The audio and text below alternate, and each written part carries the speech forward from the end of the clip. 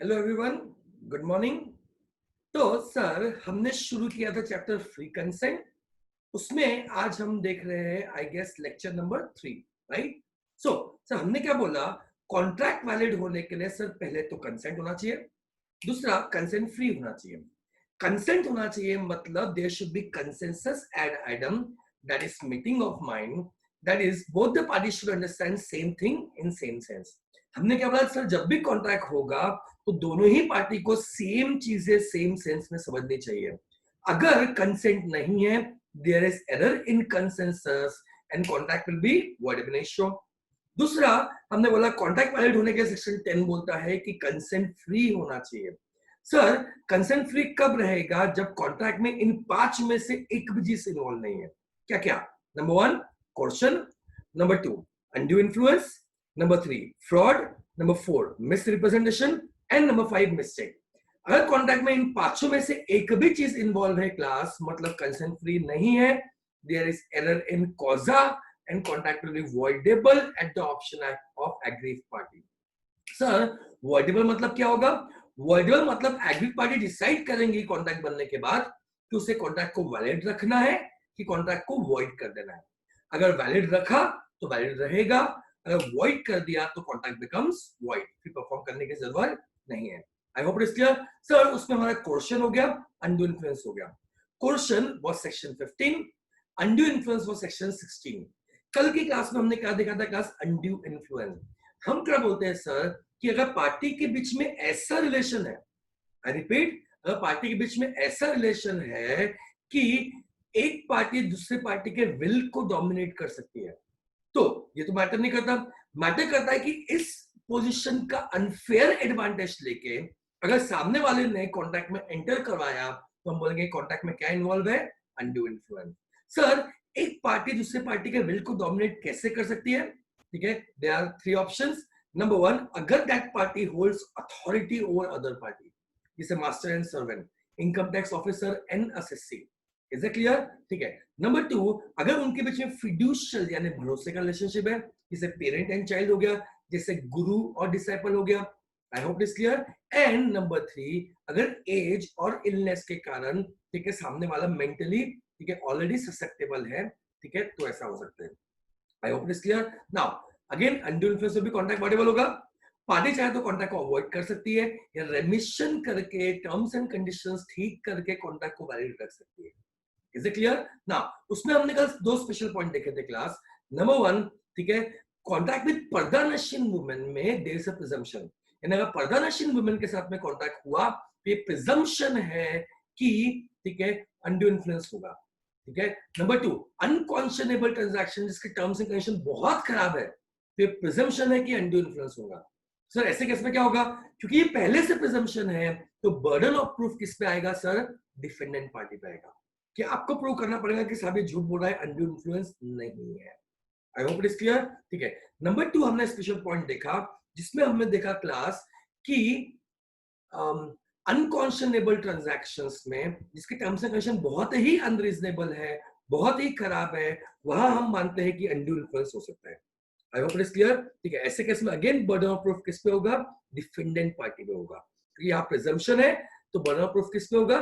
Defendant party पे होगा। Alright. So section 15 coercion, section 16 undue influence.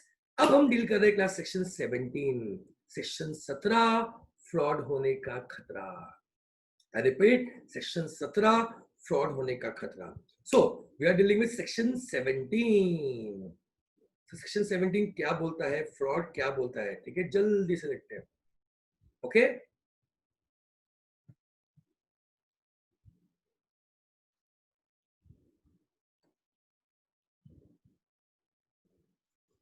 तो क्लास, हम फ्रॉड को समझते हैं अपने इस एग्जांपल से। तो अपने इस एग्जांपल में कौन है? विजय राज है। ठीक है। आपको याद होगा एक अभिषेक बच्चन की बहुत प्यारी मूवी आई थी, ठीक है, जिसमें बहुत अच्छा रोल किया था विजय राज ने। ठीक है। वो मुंबई में नया आया था, ठीक है, और किसी ने बिरयानी के नाम पे उसे कौवा बिरयानी खिला दी थी, अगर आपको याद होगा तो। ठीक है, बहुत प्यारे प्यारे डायलॉग्स भी उसके। ठीक है, मूवी का नाम मुझे एग्जैक्टली याद नहीं आ रहा, बट अभिषेक बच्चन की मूवी थी। Is it clear? ठीक है। तो हुआ क्या यही बिहारी बाबू विजय राज आए अपने नागपुर में, और नागपुर में मेरे पास एक प्रॉपर्टी थी झिंगाबाई टाकली में। तो प्रॉपर्टी कहां पे थी? झिंगाबाई टाकली में। आई hope it is clear.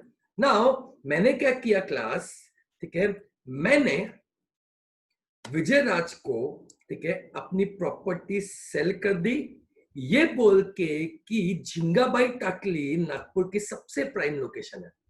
Is it clear? सबसे प्राइम लोकेशंस में से एक है। अब क्लास ये आपको भी पता है, ठीक है, क्योंकि आप नागपुर में रहते हो, कि झिंगाबाई टाकली नागपुर की सबसे प्राइम लोकेशन नहीं है, वो कई कोने कुपचे में, ठीक है। I hope it is clear. But मैंने विजय राज को प्रॉपर्टी बेची ये बोल के कि झिंगाबाई टाकली नागपुर की सबसे प्राइम लोकेशंस में से एक है। I hope it is clear. Now my question is, अभी उसने मेरी बात पे भरोसा कर दिया बिकॉज वो नागपुर में नया था। Is it clear? फिर ग्रेजुअली से मालूम पड़ा कि मैंने उसे बहुत महंगे में प्रॉपर्टी बेच दी ये बोलते कि वो प्राइम लोकेशन है। माय क्वेश्चन इज, ऐसे केस में अगर विजय राज को कॉन्ट्रैक्ट अवॉइड करना है ये बोल के कि मेरे साथ धोखा हुआ है, झूठ बोल के कॉन्ट्रैक्ट किया गया, मेरे साथ फ्रॉड हुआ है, तो क्या वो कॉन्ट्रैक्ट को अवॉइड कर सकता है या नहीं? क्या कॉन्ट्रैक्ट उसके लिए अवॉइडेबल है या नहीं? आई hope it is clear. Now law क्या बोलता है?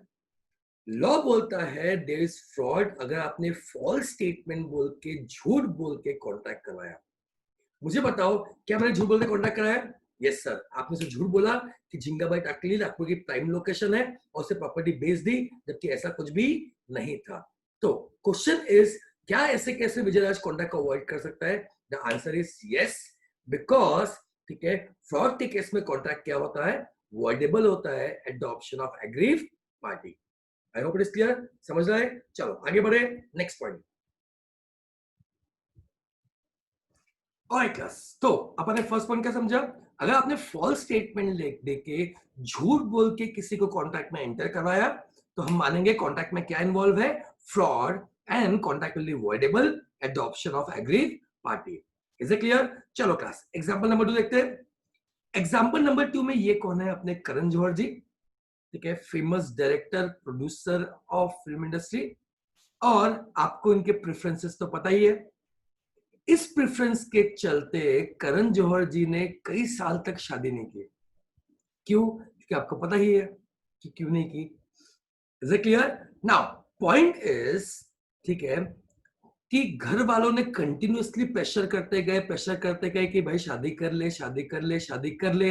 Is it clear? अब घर वालों को क्या समझाए, ठीक है, कि मेरे प्रेफरेंसेस थोड़े अलग है, घर वाले कहा समझेंगे, ठीक है।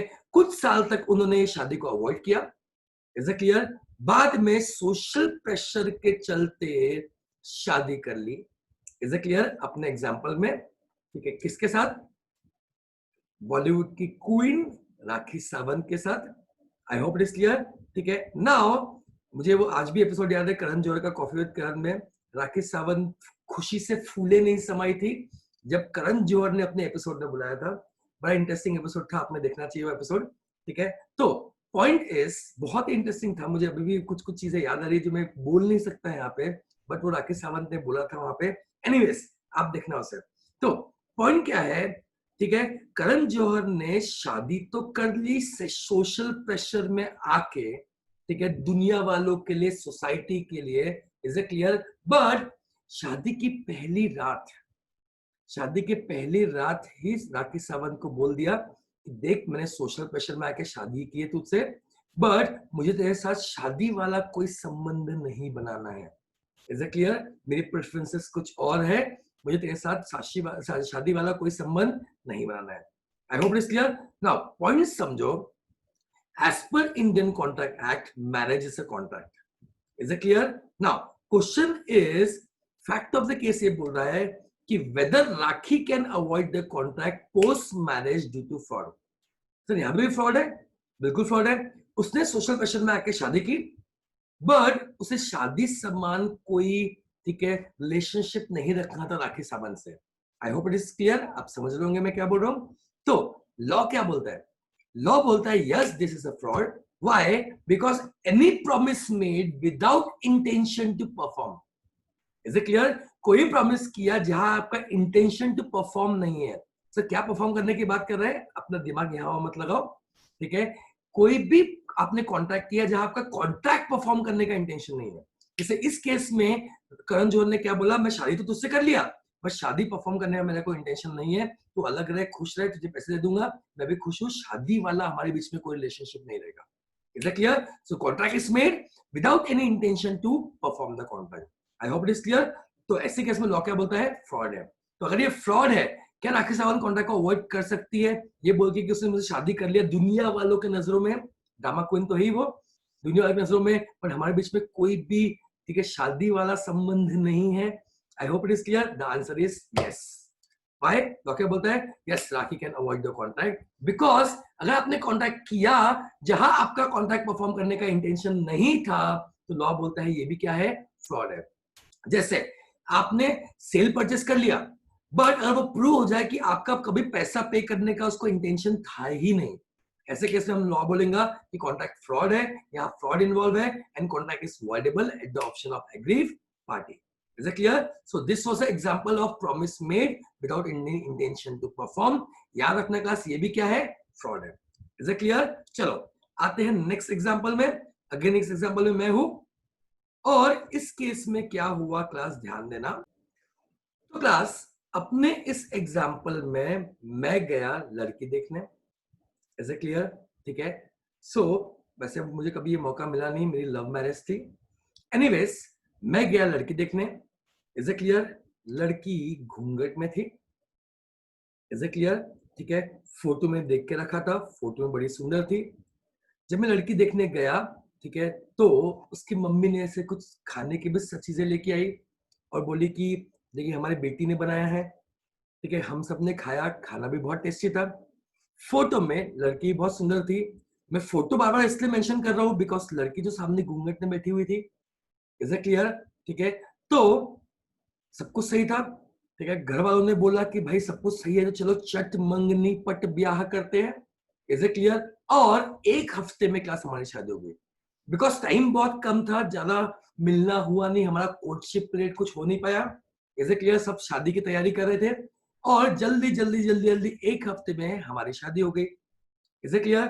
ठीक है। अब शादी की पहली रात, शादी की पहली रात, ठीक है, जो हमारा एक ट्रेडिशनल होता है ना, ठीक है, मैंने घूंघट उठाया और मैं ये क्या देखता हूं,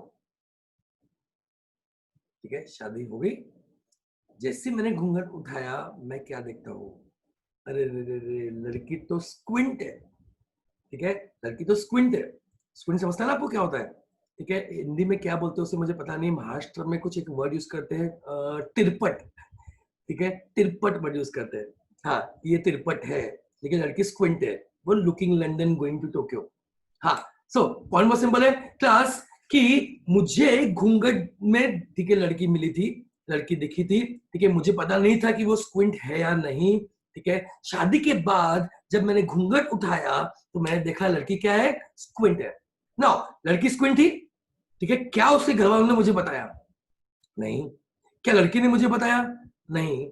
इज इट क्लियर? तो अगर अगर मैं ऐसा कभी करूंगा नहीं, बट अगर मैं चाहूँ और ये कॉन्ट्रैक्ट को अवॉइड करना चाहूँ, ठीक है, शादी वाला कॉन्ट्रैक्ट अवॉइड करना मतलब डिवोर्स लेना, कॉन्ट्रैक्ट को अवॉइड करना।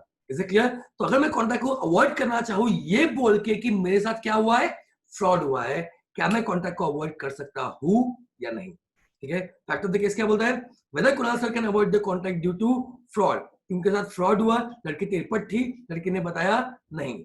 Is it clear? ठीक है, देखो लॉ क्या बोलता है। लॉ बोलता है fraud if as per contract of marriage any material fact is not disclose. Class यहाँ पे एक लॉ है, marriage settlement act and marriage act. Marriage settlement act और मैरिज एक्ट ये बोलता है क्लास कि शादी के पहले सारी material information, I hope it's clear, हर वो मटेरियल इंफॉर्मेशन जो लड़के वाले को मालूम होना चाहिए या लड़की वाले को मालूम होना चाहिए, दोनों ने एक दूसरे को बता देना चाहिए। अगर वो इन्फॉर्मेशन इतनी मटेरियल थी और आपने बताया नहीं, तो शादी के बाद चाहे तो कॉन्ट्रैक्ट अवॉइड कर सकता है। Is it clear? Practical life में आपको पता होगा कि कई बार शादी होती है एंड शादी के बाद में मालूम पड़ता है कि लड़का या लड़की इंपॉर्टेंट थी। Is it clear? ठीक है, तो क्या मटेरियल फैक्ट था? सर बहुत मटेरियल था। बताया नहीं बताया? क्या ये बोल के कॉन्ट्रैक्ट को अवॉइड किया जा सकता है कि मटेरियल फैक्ट मुझे नहीं बताया गया? यस, अगर पहले से पता था तो। आई होप इट इज क्लियर। ठीक है, तो लॉ क्या बोलता है कि as per marriage act and marriage settlement act, अगर लड़का या लड़की में कोई भी मटेरियल डिफेक्ट है, दोनों ने एक दूसरे को पहले से डिस्क्लोज कर देना चाहिए। डिस्क्लोज किया तो कोई दिक्कत नहीं है, अगर डिस्क्लोज नहीं किया, this will amount to fraud and contract will be voidable at the option of aggrieved party.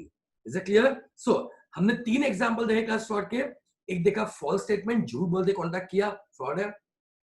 Number 2, ठीक है, कि नंबर 2 में हमने देखा कि ठीक है, अगर आपने कॉन्ट्रैक्ट किया, प्रॉमिस किया, but there was no intention to perform, तो वो भी फ्रॉड है।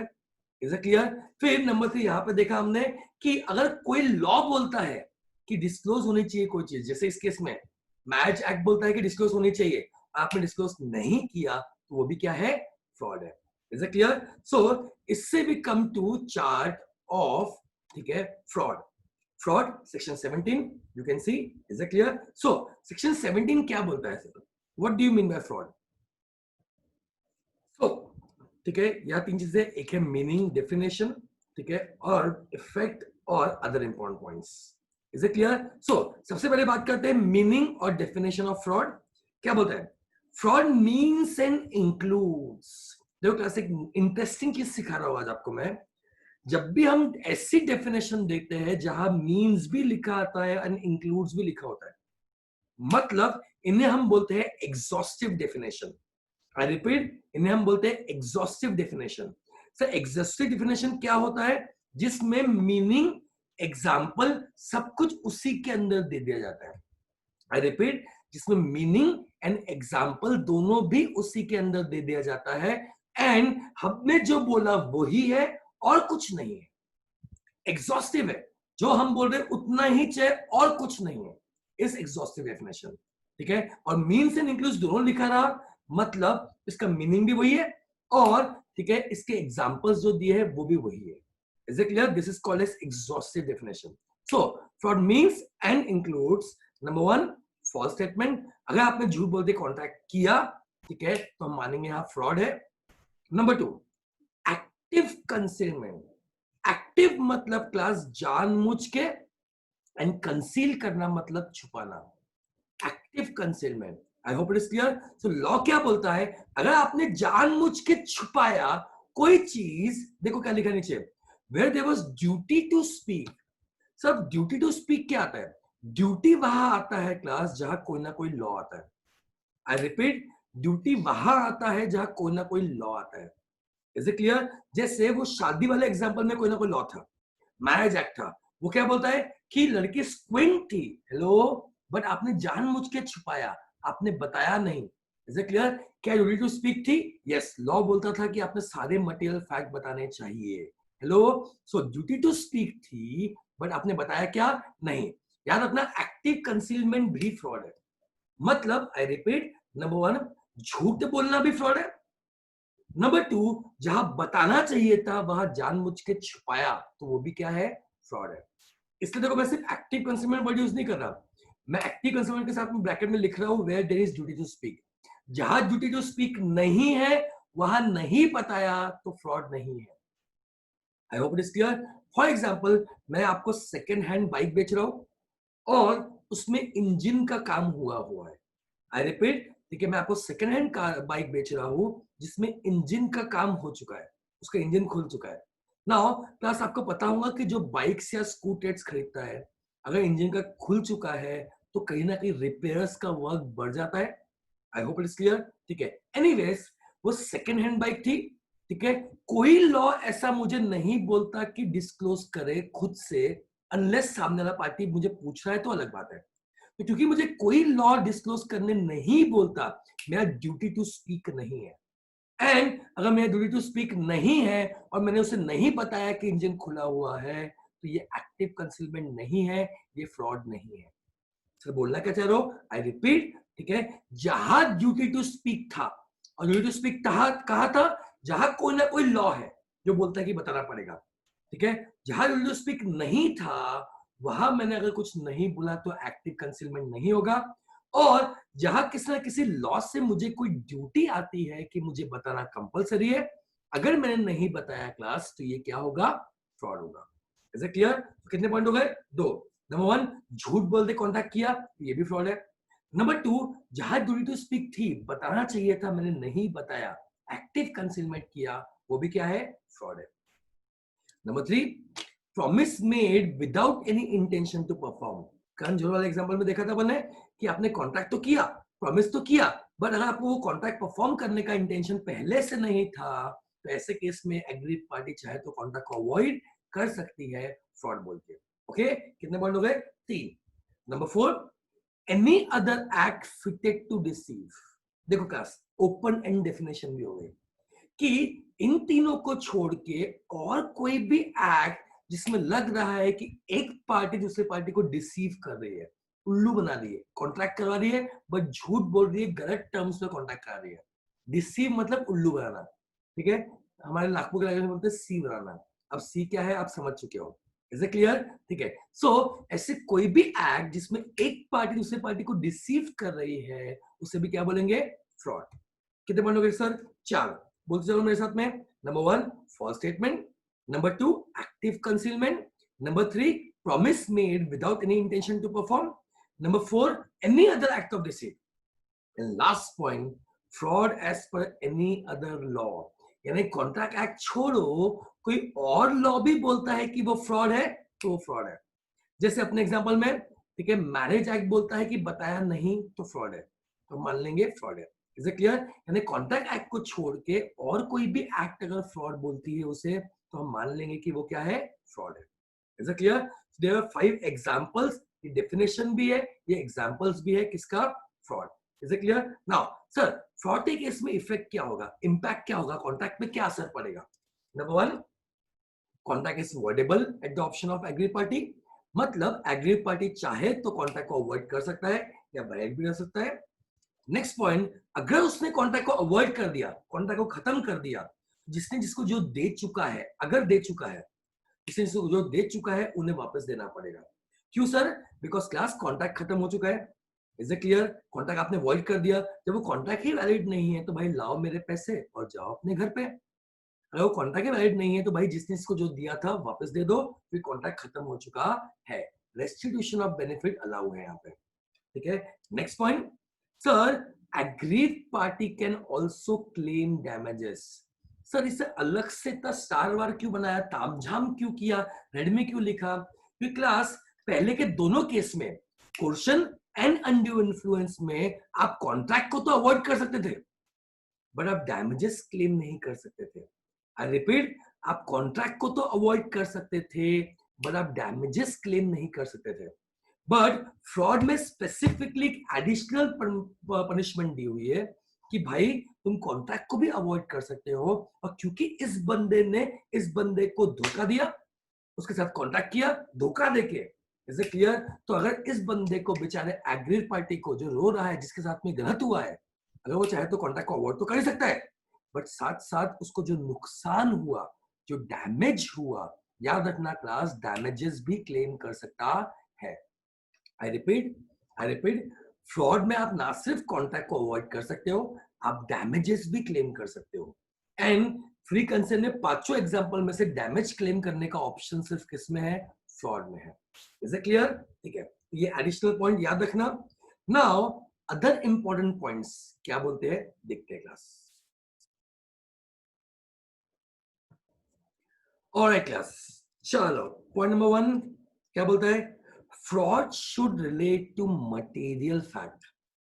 Sir what do you mean by material, material मतलब इंपॉर्टेंट इस सिचुएशन में, बोलना क्या चाह रहे हैं, ठीक है। आप अगर रॉन्ग इंफॉर्मेशन दे दे उस फैक्ट की जो मटेरियल ही नहीं है, मैटर ही नहीं करता, जब वो मैटर ही नहीं करता क्लास, आप सही बोलो कि आप गलत बोलो, क्या सामने वाला कॉन्टैक्ट अवॉइड कर सकता है, नो सर, ठीक है। पॉइंट वही है कि फैक्ट मटेरियल होना चाहिए। आई होप इट इज क्लियर, वो ऐसा फैक्ट होना चाहिए जो इंपॉर्टेंट होना चाहिए, वो ऐसा फैक्ट होना चाहिए जो यूजर के डिसीजन को इन्फ्लुएंस कर सकता है। जैसे अपने पहले एग्जांपल में अगर आपको याद होगा, ठीक है, फॉल्स स्टेटमेंट वाले एग्जांपल में, ठीक है, सर क्या वो फैक्ट मटेरियल था या नहीं था, देखते हैं। जैसे अपने पहले एग्जांपल में, जो प्रॉपर्टी आप बेच रहे हो प्राइम लोकेशन पे है या नहीं, क्या प्रॉपर्टी की लोकेशन मैटर करती है? यस सर, मटेरियल है तो फ्रॉड है।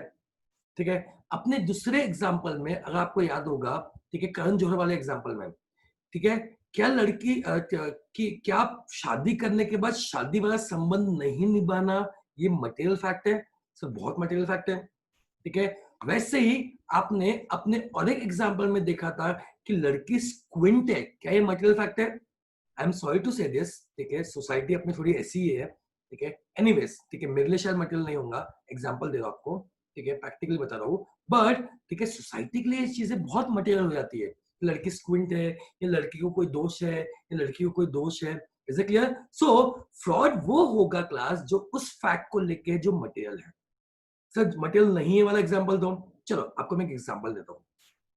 मैंने आपको बोला कि आप मेरा घर खरीदो, वो 3 BHK है, 1500 स्क्वायर फीट है, सब जगह वेट्रिफाइड टाइल्स लगी हुई है, वॉशरूम में हमने जैगुआर के फिटिंग्स लगाए हैं, 2 रूम में, ठीक है, अटैच लैट बाथ है, इज इट क्लियर? सामने एक ब्यूटीफुल सा 108 स्क्वायर फीट का गार्डन है, गार्डन में कई सारे पेड़ हैं, उसमें कुछ गुलाब के भी पेड़ हैं, इनफैक्ट एक पेड़ में तो 7-8 गुलाब भी लगे हुए हैं, इज इट क्लियर? आपको क्या ये सारी चीजें सुन के बहुत अच्छा लगा, इज इट क्लियर? आपने क्या किया, घर खरीद लिया, ओके, फिर ठीक है, आप घर पे रहने चले गए, आपने देखा, ठीक है, 1500 स्क्वायर फीट घर था, 3 BHK घर था, वेट्रिफाइड टाइल्स लगी हुई थी, जगुआर की फिटिंग्स थी वॉशरूम में, ठीक है, सामने 108 स्क्वायर फीट का गार्डन भी था, गार्डन में कई सारे पेड़ भी लगे थे, उसमें कुछ गुलाब के भी पेड़ थे, बट वो एक गुलाब का पेड़ जो मैं बात कर रहा था उसमें एक भी फूल लगा हुआ नहीं था। आप कोर्ट में गए तो जज साहब इसने मुझे झूठ बोल के कॉन्ट्रैक्ट किया है, इसने बोला था कि गुलाब के पेड़ में 7-8 गुलाब लगे हुए हैं, लेकिन मैं जब देखा तो एक भी गुलाब लगा हुआ नहीं था। जैसा बोले इधर आ, इधर आ बेटा, तू इधर आ, ठीक है, क्या घर लेते समय गुलाब के पेड़ में कितने गुलाब है, इनफैक्ट गुलाब का पेड़ है भी कि नहीं है, क्या ये मैटर करता है? क्या ये मटेरियल फैक्ट है? आप सोचो क्लास, क्या ये मटेरियल फैक्ट है? नहीं। तो अगर ऐसी इंफॉर्मेशन जो मटेरियल नहीं है वो गलत भी बोल दिया तो वो फ्रॉड नहीं है। सर बोलना क्या चाह रहे हैं? एग्जैक्टली अपोजिट, कि जो फैक्ट मटेरियल है वो अगर आपने डिस्क्लोज नहीं किया तो वो फ्रॉड है। जो फैक्ट मटेरियल नहीं है वो डिस्क्लोज करो नहीं करो कोई फर्क नहीं पड़ता। Is it clear? So fraud should relate to a material fact, number 1। Number 2, there should be intention to deceive. Deceive मतलब उल्लू बनाना, इंटेंशन मतलब उस पार्टी का, एक पार्टी का इंटेंशन होना चाहिए। क्लास याद रखना, next concept is miss representation. याद रखना, फ्रॉड और मिस रिप्रेजेंटेशन में यही फर्क है क्लास, कि फ्रॉड में there is intention to deceive, आप इंटेंशनली जानबूझ के सामने वाले को गलत इंफॉर्मेशन देते हो, whereas मिस रिप्रेजेंटेशन में there is no intention to deceive. Misrepresentation में आप गलती से गलत इंफॉर्मेशन देते हो, तो यहाँ पे इंटेंशन बहुत मैटर करता है क्लास। अगर आपका इंटेंशन था सामने वाले को डिसीव करने का, ये फ्रॉड होगा, एंड जहां आपका इंटेंशन नहीं था सामने वाले को डिसीव करने का, वो मिस रिप्रेजेंटेशन होगा। तो फ्रॉड क्या होगा? Where there is intention to deceive. Okay, next point, other party should be actually deceived. अब ये भी इंटरेस्टिंग है, ठीक है, हम बोलते हैं deceit, I repeat, deceit which does not deceive is no fraud. I repeat, deceit which does not deceive is no fraud. मतलब मेरे एग्जांपल में मैंने आपको गलत इंफॉर्मेशन दी, बट अगर कोर्ट में प्रूव हो जाए कि आपको पहले से पता था कि वो गलत इंफॉर्मेशन है, आई रिपीट, मैंने आपको गलत इंफॉर्मेशन दी, बट आपको पहले से पता था कि ये इंफॉर्मेशन गलत है, फिर भी आपको फर्क नहीं पड़ता था, आपने कॉन्ट्रैक्ट में एंटर किया, तो लॉ बोलता है यहां फ्रॉड नहीं है। क्यों? बिकॉज अदर पार्टी उससे डिसीव हुई नहीं। रूल है कि नंबर 1 आपका इंटेंशन टू डिसीव होना चाहिए, रूल 2 सामने वाला पार्टी एक्चुअली डिसीव होना चाहिए, तब जाके वो फ्रॉड रोक के अपने कॉन्ट्रैक्ट को अवॉइड कर सकता है। अगर ठीक है वो रिसीव हुआ ही नहीं तो आगे जाके वो कॉन्ट्रैक्ट को अवॉइड नहीं कर सकता। I hope it is clear. चलो class, next, other party has relied on it, मतलब आपने जो गलत इंफॉर्मेशन दी थी उसने उस पर रिलाई करना चाहिए, भरोसा करना चाहिए। नंबर 2, उससे इंड्यूस होना चाहिए, मतलब आपकी इंफॉर्मेशन से कहीं ना कहीं उसके दिमाग में फर्क पड़ना चाहिए. Is it clear? And he acted on it and suffered some losses. ठीक है, उसने उस पर एक्ट किया और उससे कुछ ना कुछ क्या हुआ, नुकसान हुआ. क्योंकि 3 बेसिक बातें बोली हुई है. नंबर 1, आपने गलत इंफॉर्मेशन दी, उस पर उसने रिलाई किया, भरोसा किया. नंबर 2, उससे वो इन्फ्लुएंस हुआ. एंड नंबर 3, उसके कारण उसने लॉसेस सफर किए. ये तीनों भी कंडीशन फुलफिल होती है तो फ्रॉड फ्रॉड फ्रॉड फ्रॉड रोते हुए कोर्ट में जा सकता है और कॉन्ट्रैक्ट को अवॉइड कर सकता है. Class, is it clear? Last concept, ठीक है, of this chapter, that is mere silence will not amount to be fraud. I repeat, mere silence will not amount to be fraud. I repeat, mere silence will not amount to be fraud. So इतना important ज्यादा emphasize क्यों कर रहे हो? Because this is a very very very important concept. Is it clear? एक काम करते हैं क्लास, ये कंसेप्ट अपन नोट से पढ़ते हैं. सी, आपके स्लाइड्स में दिया हुआ है, आप एक बार लिख लेना उसे. अच्छा, बाय द वे, ठीक है, कई बच्चे मुझे पूछते हैं सर क्या लिखना है और क्या नहीं लिखना है. मेरे एग्जांपल्स में जहां फोटो वोटो है ना क्लास, वो लिखो नहीं लिखो वो आपके ऊपर है. Is it clear? बट जैसे ये फ्रॉड का चार्ट है, ऐसे चार्ट्स आई वुड एडवाइस कि आपने लिख लेना चाहिए. सर नोट्स में वही लिखा हुआ है, class slides are for quick revision. Is it clear? उसमें एग्जांपल्स वाले स्लाइड अंडरस्टैंडिंग के लिए. बट जैसे ये फ्रॉड का स्लाइड हो गया, मैंने आपको अनड्यू इन्फ्लुएंस का स्लाइड दिया था, ऐसे slide are for quick revision, आपने ये लिख लेना चाहिए. Is it clear? जैसे next slide, mere science will not amount to be fraud, ये लॉ है. इससे कुछ एक्सेप्शंस दिए हुए, नंबर 1 ये, नंबर 2 ये, नंबर 3 ये, नंबर 4 ये एंड नंबर 5 ये. Is it clear? तो आपने पॉज करके इसके पहले वाला स्लाइड और ये स्लाइड भी लिख लेना चाहिए. बाकी एग्जांपल वाले जो स्लाइड्स है वो आपके ऊपर है, आपको लिखना है तो लिखो, नहीं लिखना है तो मत लिखो. अब सर ये सब क्या है जो इस स्लाइड में दिख रहा है? ठीक है, आपने अगर लिख लिया होगा तो मैं आपको ये नोट्स से पढ़ाता हूं तो आपको ज्यादा बेटर अंडरस्टैंडिंग आएगी. Is it clear? ठीक है, चलो सो नोट्स खोलते हैं, आगे बढ़ते हैं. तो क्लास, नेक्स्ट कंसेप्ट समझने के लिए अपन एक एग्जांपल लेते हैं. डन? ठीक है, इस एग्जांपल में एक लेडी है. Is it clear? ठीक है, एंड उस लेडी को पर्ल यानी मोतियों का हार लेना था. तो एक शॉप पे गई जहां रियल पर्ल के भी हार थे और सिंथेटिक पर्ल के भी हार थे. आई रिपीट, मतलब वहां रियल मोतियों के भी हार थे और जिसे आप बेंटेक्स बोलते हो या डुप्लीकेट बोलते हो, ठीक है, उन मोतियों के भी हार थे. Is it clear? ठीक है, अब दुकानदार ने उसे दोनों दिखाए, रियल भी दिखाया और आर्टिफिशियल भी दिखाया. Is it clear? एक क्लास आर्टिफिशियल पर्ल का हार बहुत ही सुंदर था, बहुत ही ब्यूटीफुल था. Is it clear? लेडी को बहुत पसंद आया, बट वो हाई प्राइस था, थोड़ा सा हाई प्राइस था.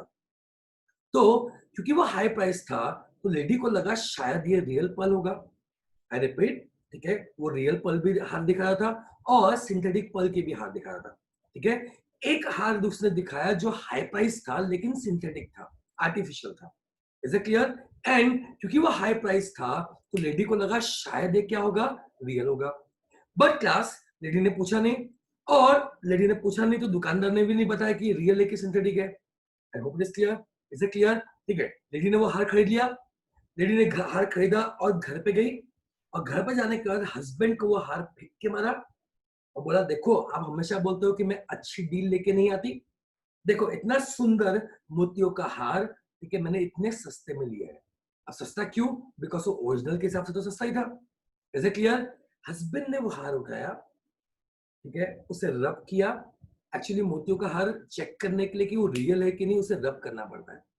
सो हस्बैंड ने मोतियों का हार उठाया, उसे रब किया और वो समझ गया, हंसने लगा, बोले तेरी गलती नहीं है, ठीक है, या उसकी गलती नहीं है, जो तू है वो उसने तुझे बना दिया.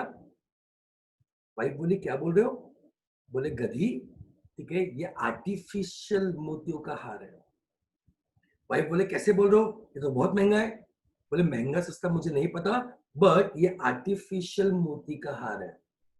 क्लास, इस बात से आग बबूला होके, ठीक है, वो लेडी गई किसके पास? शॉपकीपर के पास. बोले ये तो आर्टिफिशियल हार है. शॉपकीपर बोला हाँ ये आर्टिफिशियल हार है. बोले आपने बताया क्यों नहीं मुझे कि आर्टिफिशियल हार है? शॉपकीपर बोला कि मैडम आपने पूछा नहीं, तो मैंने आपको बताया नहीं। माय क्वेश्चन इज क्लास, क्या ऐसे केस में लेडी ये बोल के कि आर्टिफिशियल हार है, तुमने मुझे बताया नहीं, क्या ये फ्रॉड बोल के कॉन्ट्रैक्ट को अवॉइड कर सकती है? क्या लगता है आपको? क्या वो फ्रॉड बोल के कॉन्ट्रैक्ट को अवॉइड कर सकती है? The answer is no. Why? ठीक है, because mere silence will not amount to be fraud. I repeat, दुकानदार के साइड से, ठीक है, उसने बताया नहीं, mere silence will not amount to be fraud. सब बोलना क्या चाह रहे हो कि जनरली एक डॉक्ट्रिन है जो मैं आपको सेल्स ऑफ गुड्स एक्ट में भी पढ़ाऊंगा, doctrine of caveat emptor. I repeat, doctrine of caveat emptor, ये सब हम देखेंगे सेल्स ऑफ गुड्स एक्ट में। ठीक है, वो भी बोलता है, ये भी बोलता है कि भाई क्वालिटी ऑफ गुड्स की जब बात आती है, when it comes to quality of goods, कि वो रियल है कि आर्टिफिशियल है, इस क्वालिटी का है कि उस क्वालिटी का है, buyer should be aware. I repeat, buyer should be aware, यानी बायर ने पूछना चाहिए। अगर बायर ने नहीं पूछा तो गलती किसकी है? बायर की है। मतलब अपने इस एग्जांपल में वो हार रियल है कि सिंथेटिक है, ये लेडी ने पूछना चाहिए था, दुकानदार को बताना कंपलसरी नहीं है। I hope it is clear. ठीक है, तो अगर लेडी ने नहीं पूछा, गलती किसकी है? लेडी की है, और वो कॉन्ट्रैक्ट को अवॉइड नहीं कर सकती। Why sir? Because mere silence will not amount to be fraud. पापा समझा क्या? ठीक है, सो आगे बढ़ते हैं, इसी एग्जांपल को देखते हैं अपने नोट्स के साथ में।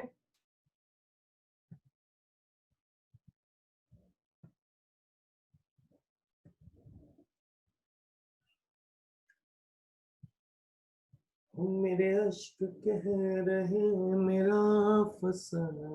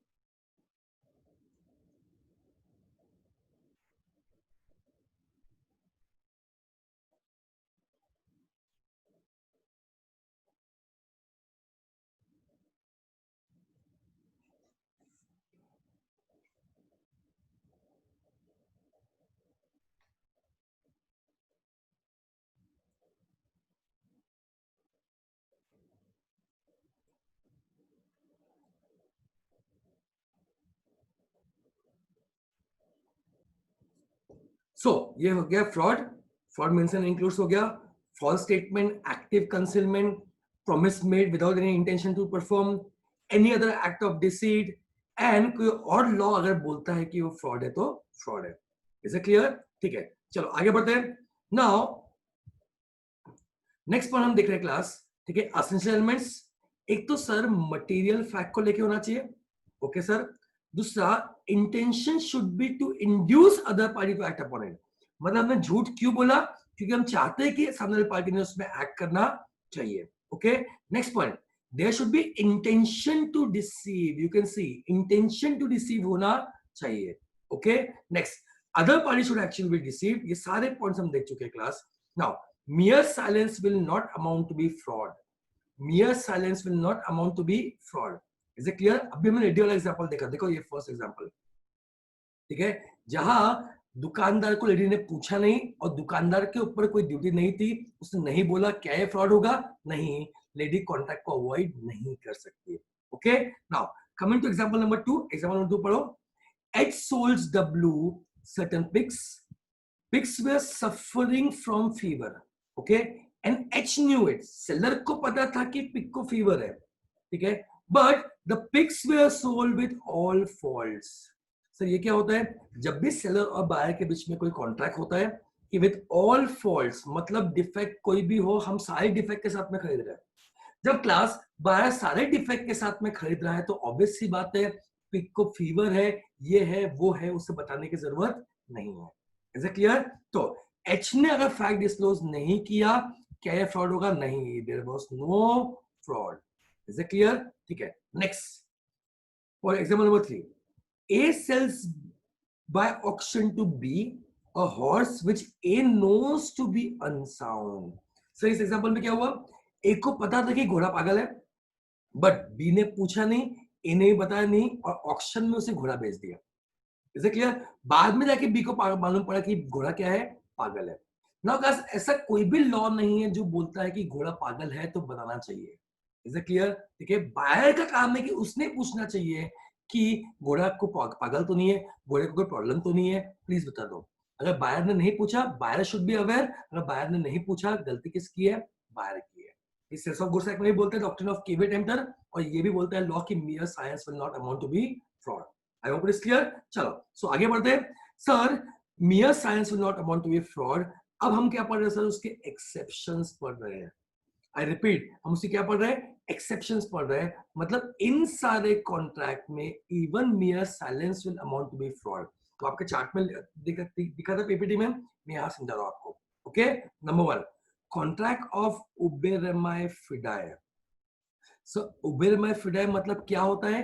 Fiducial relationship. याद है आपको? फिड्यूशियल पढ़ा था मैंने. मतलब क्या होता है? Utmost good faith. मतलब क्या होता है? भरोसे का रिलेशनशिप. सर मतलब क्या? इमेजिन करो ये लेडी के केस में अगर वो उसके बहुत अच्छे फ्रेंड की शॉप थी. ठीक है, वो जो पर्ल शॉप थी उसके बहुत अच्छे फ्रेंड का शॉप था. ठीक है, मुझे बताओ अगर उसके बहुत अच्छे फ्रेंड का शॉप था या रिलेटिव का शॉप था, इज इट क्लियर? तो डोंट यू फील कि एक बार उसके फ्रेंड रिलेटिव ने बताना चाहिए कि सिंथेटिक पर्ल है? क्योंकि लेडी उस शॉप में जा रही है ये सोच के कि भाई ये तो मेरी पहचान वाला है, ये मुझे सही इंफॉर्मेशन देगा, अगर वो सिंथेटिक पर्ल भी है तो भी वो मुझे बता देगा.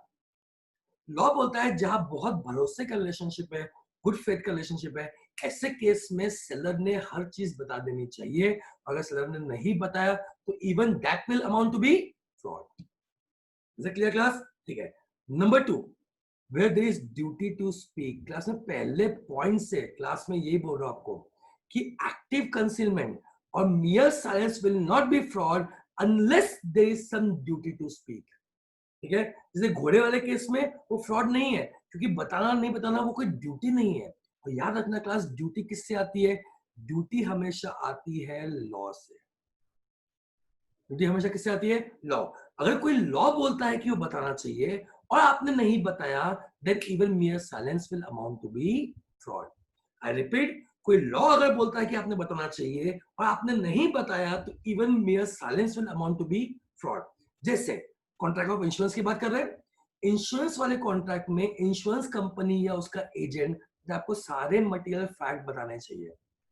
इसलिए आप कभी मेडिक्लेम लोगे, लाइफ इंश्योरेंस लोगे, कोई भी इंश्योरेंस लोगे, वो डॉक्यूमेंट पूरा पढ़ के बताता है आपको।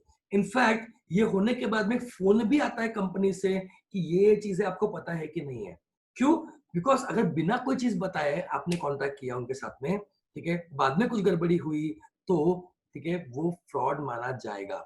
Is it clear? आप चाहो तो कॉन्ट्रैक्ट को अवॉइड कर सकते हो, बच सकते हो उससे। ठीक है, next, sale of immovable property. Sir immovable property मतलब land, building, as per section 55 जो इसके पहले भी दिया हुआ है, ठीक है, of transfer of property act which deals with immovable property. ठीक है, लैंड या बिल्डिंग से रिलेटेड सारे मटेरियल फैक्ट सेलर ने बायर को बताना चाहिए।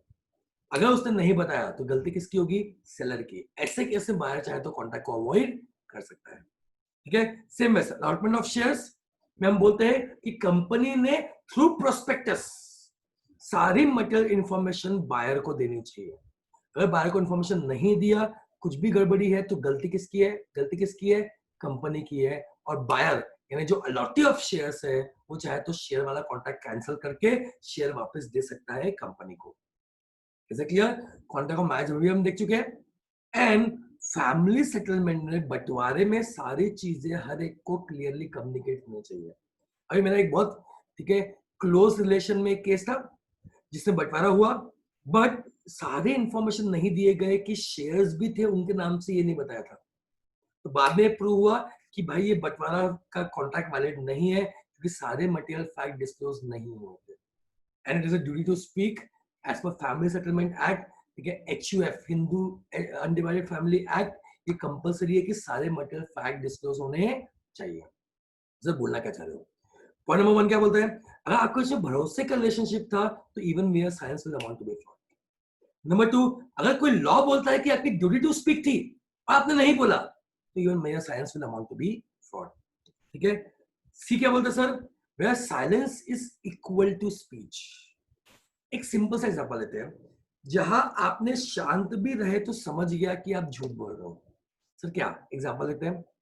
मैंने आपको बोल दिया था कि भाई घोड़े में कोई डिफेक्ट है तो पहले ही बता दे। आई रिपीट, मैंने आपको बोला कि घोड़े में कोई डिफेक्ट है तो बता दे, आप शांत रहे। Is it clear? मेरे बोलने के बाद भी आप शांत रहे, इसका मीनिंग क्या हुआ? कि आप ये बोल रहे हो कि हाँ भाई कोई डिफेक्ट नहीं है। जब मैंने आपको फोन पे पूछा कि भाई घोड़े में कोई डिफेक्ट है क्या, बता दे, आपने कुछ भी नहीं बोला। ठीक है, इसका मतलब मैं क्या समझू? कि घोड़े में कोई डिफेक्ट नहीं है। I hope it is clear. ठीक है, तो ऐसे केस में आपका शांत रहना भी क्या बता रहा है? कि भाई घोड़े में कोई डिफेक्ट नहीं है। मैं समझा क्या? ऐसे केस में अगर डिफेक्ट निकला तो even mere silence will amount to be fraud, and सामने वाला चाहे तो कॉन्ट्रैक्ट को अवॉइड कर सकता है। ओके, चलो point number D, latent defect. ठीक है, ये आपको सेल्स ऑफ गुड्स एक्ट में कंसेप्ट बहुत अच्छे से समझेगा। मैं आपको अच्छे एग्जांपल दूंगा तब समझेगा, अभी इसका रेलेवेंस नहीं है। Is it clear? Last point हम देखते हैं, half truth. Is it clear? Latent defect आपको आगे समझेगा। लास्ट पॉइंट हम देखते हैं, हाफ ट्रूथ मतलब क्या?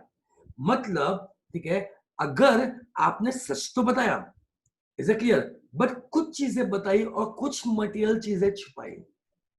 जैसे आई गिव यू एग्जांपल, ये बहुत अच्छा एग्जांपल है कंपनीज एक्ट का जो भी मैं आपको दे रहा हूं।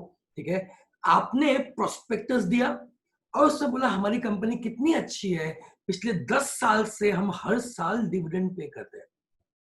Is it clear? ठीक है, अब एक इन्वेस्टर के माइंड में क्या आएगा कि कंपनी 10 साल से लगातार डिविडेंड पे कर रही है, मतलब 10 साल से लगातार प्रॉफिट होगा। अगर कंपनी 10 साल से लगातार डिविडेंड पे कर रही है मतलब 10 साल से लगातार प्रॉफिट होगा, आप तो ये सोचोगे। बट कंपनी ने ये नहीं बताया कि पिछले 5 साल से हम प्रॉफिट से नहीं, रिजर्व से पैसा पे कर रहे थे। आप खुद सोच के देखो क्लास, अगर कंपनी ने ये नहीं बताया कि हम रिजर्व से पैसा पे कर रहे थे तो कहीं ना कहीं तो ये फ्रॉड हुआ। क्यों? इवन कंपनी एक्ट भी बोलता है कि सारे मटेरियल फैक्ट डिस्क्लोज होने चाहिए, और आपने डिविडेंड तो दिया ये बताया, बट ये नहीं बताया कि डिविडेंड प्रॉफिट से पे किया कि रिजर्व से पे किया, यानी पास प्रॉफिट से पे किया। Is it clear? ये मटेरियल फैक्ट है, यहाँ half truth will even amount to be fraud. Is it clear? तो class this was all about fraud. थोड़ा सा बड़ा लेक्चर है बिकॉज फ्रॉड से रिगार्डिंग बहुत सारे पॉइंट्स है। फ्रॉड बहुत इंपॉर्टेंट है, आराम से एक बार पढ़ लेना। Is it clear? अच्छे से पढ़ लेना, कुछ नहीं समझा ये वीडियो पीछे करके आगे करके वापस आराम से देख लेना। Is it clear? सो आज हमने क्लास कंप्लीट किया सेक्शन 17 जो बात करता है किसकी? Fraud. Okay, that's it for today. अच्छे से समझो, आराम से, साथ में नोट से पढ़ना है। आपको क्या बताया मैंने, रोज जो जो मैंने पढ़ाया आपको नोट से पढ़ने हैं। स्पेसिफिकली प्रैक्टिकल क्वेश्चंस के एंगल के लिए आपको प्रैक्टिकल एग्जांपल्स जो मैंने नोट्स में दिए वो बहुत इंपॉर्टेंट होंगे, एंड केस लॉस जो है वो बहुत इंपॉर्टेंट होंगे। ओके, चलो, that's it for today. Enjoy, have a nice day, take care, bye bye, see you, sayonara, take care.